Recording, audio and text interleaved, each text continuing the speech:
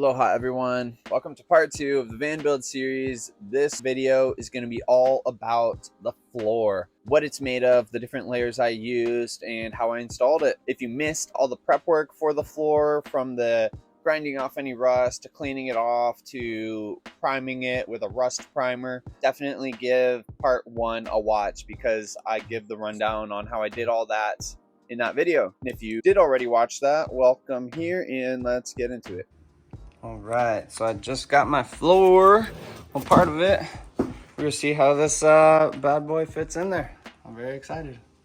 So the first layer of the floor is sort of the foam foundation. What a lot of people do is they'll use XPS foam, they'll cut it into strips and they'll lay it in between all the different corrugations in the metal. For the dollar I would have spent getting all the foam, it would have been close to the same price as doing what I did do, which was buying a prefabricated mat. These prefabricated mats for the Ram ProMaster in my case. It fits all the grooves, it provides some insulation, it did a lot for sound deadening, and it leveled the floor. So it saved me hours of work in terms of cutting out those insulation strips and laying them down.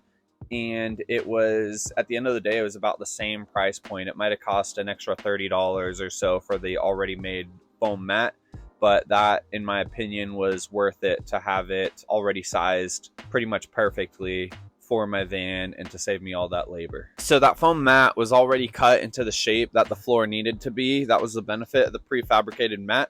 I could essentially use it as a stencil to cut my other 2 layers. My other 2 layers were going to be 3/4 inch plywood because I wanted it really structurally strong. Some people get away with 1/2 inch, but I'm 6'1" and I had the space in my van plan to afford me the 3/4 inch, and I just wanted a strong foundation. So I used my foam mat as a stencil to outline both the vinyl and the plywood pieces.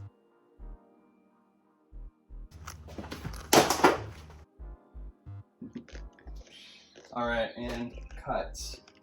And then, yeah, cool. Wait, no, don't record yet. Is that shoulder popping? Yeah. Is that part of the dance? The plywood sheets come in 4 feet by 8 feet pieces, I guess. So the van being approximately 6 feet wide by 12 feet long allowed me to get 3 of those sheets and then just trim them according to size, and it was pretty much a perfect fit. So the biggest problem that I encountered with putting down the plywood sheets came between the 2nd and 3rd pieces. I couldn't quite, with the angle, get the tongue and groove to line up. This we need to sand down.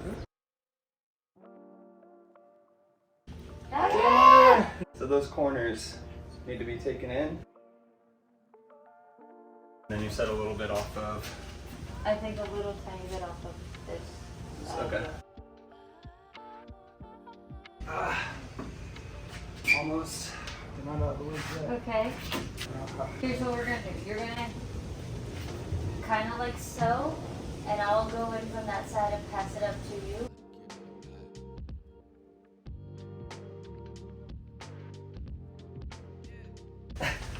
It's literally the most ridiculous. So what I ultimately had to do was pull out that 2nd piece of plywood, cut off the tongue portion, and then finally we were able to fit the boards after lots of struggle.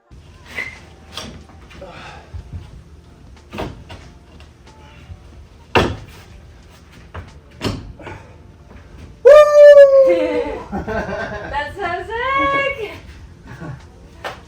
Did I lose a little bit of insulation on the wheels? Sure. Did I lose a little insulation myself? Sure. Oh my god. I saw Zoe come out here. No part of that went smoothly. The biggest problem with that is it doesn't lock into place as tightly or as snugly as the first couple pieces. But once I add a full 28-gallon water tank, I have my electrical build, I have my wheel well cover, I have the bed frame. I have a lot of different items in the van putting weight down on that piece, and I'm not really going to be walking on it as it's under the van. So that sort of looseness that I had in it isn't really gonna affect me in any ways. So honestly, with the flooring pieces that are gonna go under the bed anyway, if you need to cut the tongue off to make them fit, I don't think you're gonna lose out too much. For the third and final layer of the floor, I opted to go with a sheet vinyl. It was cheap, lightweight, and it came in the exact size that I needed for the van. I think it was 6 feet wide already, and I just bought a 12-foot piece, so it rolled out, fit the floor pretty much perfectly. I just had to trim a little bit of the edges around the wheel wells and the corners and such to get it to fit. And to hold it down, all I used was a 3M adhesive spray. I know that the vinyl can contract and expand in different temperature ranges, so if it gets too cold or too hot, I didn't want it tacked down really tight or the vinyl could conceivably rip. So I think with the 3M spray and the way I put it down, it offers the mat enough hold to stay in place, but not so much that it won't have some give and some flexibility to it. Lastly, I just got something called stair nosing. It's meant to go on the corners of stairs to provide extra grip, but what I used it for was just in the doorway. So the back door and the side door, I used it to kind of cover up the imperfect edges on the vinyl and offer a little more protection and durability for people stepping in and out of the van so they didn't just tear through that vinyl. Alright guys, that's going to conclude today's video. Hopefully you learned something. Hopefully your van floor looks even better than mine. If you have any questions or suggestions for me, leave it down below. Be sure to hit that like and subscribe, and check back next week for more of the Van Build series. Namaste. Thank you. Be sure to check back next week for more. Wait, did I already say it? All right, be sure to like and subscribe and check back next week for more of the Van Build series. Thank you guys.